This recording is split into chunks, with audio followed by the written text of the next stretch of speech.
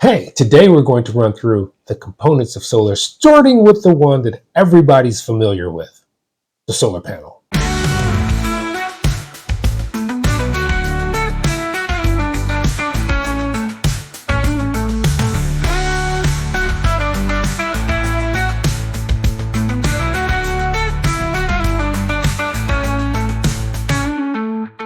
Today we're going to talk about the types of solar modules there are in the market. There are two main types of solar modules that are used for residential applications. What that means is the modules they're going to put on your house. Those two are monocrystalline and polycrystalline. Polycrystalline are the older type. That was the mainstay a couple of years ago, but they've since gone kind of out of favor due to aesthetics and performance. The performance wasn't bad, it's just that something came a little bit better, and that was the monocrystalline. The polycrystalline module is typically identified because it is not a consistent visual feature. It may have different colors of blue and black that are easily identifiable within a solar module. Unlike monocrystalline modules, which are one color, they look like your cell phone when it's turned off. It's just black, and you may see some white lines which help the module to conduct. Today, the monocrystalline module is the mainstay in this market. And this is for residential. There are other applications for solar modules that you may see. In the monocrystalline market, which is very popular right now, there's another augmentation of that, which is called the bifacial solar module. Bifacial solar modules are modules that have cells that are embedded on the front of the solar module and the back of the solar module. And this is so that that module can actually absorb reflected light to get a little more output. The output of a bifacial solar module in some conditions, and these are very special conditions, can be as high as 20% extra added when you're adding in the reflected light. This is very important because modules over time, not only has the wattage gotten larger, now they're up to about 800 watts, with the average being about 5 on the high end, or a little bit over 5 on the high end. Years ago, if you had a 285 watt module, you were doing spectacular. But that is not even the minimum today. The minimum wattage module is in the 300s or 400s.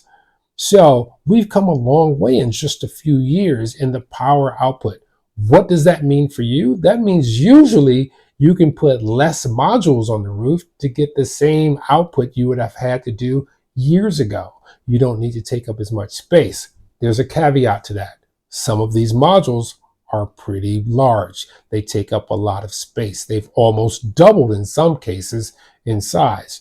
So you think you put less modules on your roof, but they take up about the same size.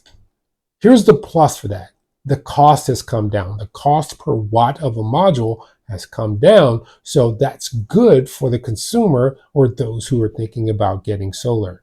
Where it used to be upwards of 50 cents a watt, now they're coming down to like 30 cents a watt, down to maybe 20 cents a watt in some rare instances. There's one more solar module that I'd like to talk about, which is called the thin film solar module, or foldable solar module, or portable solar module. The difference with these are they are foldable. You can fold it up, put it in your car, versus the solar modules that you see on your home today. Those have a rigid frame. They need to have a rigid frame, the ones that are on your home, because they have to have a snow load factor. They have to have a rain load factor. They have to have a wind load factor. So they need a level of rigidity to them.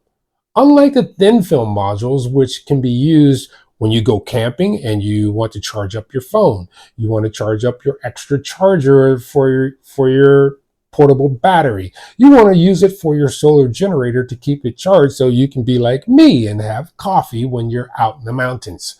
These are the advances in energy, and they're coming in the form of solar energy because it is so abundant. Wherever you go, typically the sun is going to shine unless you're underground. And if you're in a situation where you're far away from the grid, in today's market, you could have thin film solar panels or foldable solar panels that you can take in your car with you. You can have a solar generator, and you can have AC power just like you would at home. So there's a new level of glamping thanks to solar modules. There's one thing that you have to think about. Solar modules are solar modules, but they don't all perform the same. Many times the market dictates what's available. The most things that I see in today's market as of late 2024, 2025, and I hate dating content, is A, the monocrystalline solar module. B, the offshoot of that, which is the monocrystalline bifacial solar module. And C, the thin film module that you can use for transporting or your active life.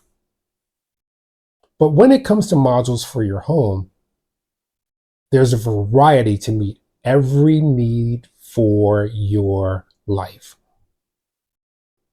Remember, follow me on TikTok, YouTube, Facebook, Instagram. It's Solar Emmitt Coach Emmitt.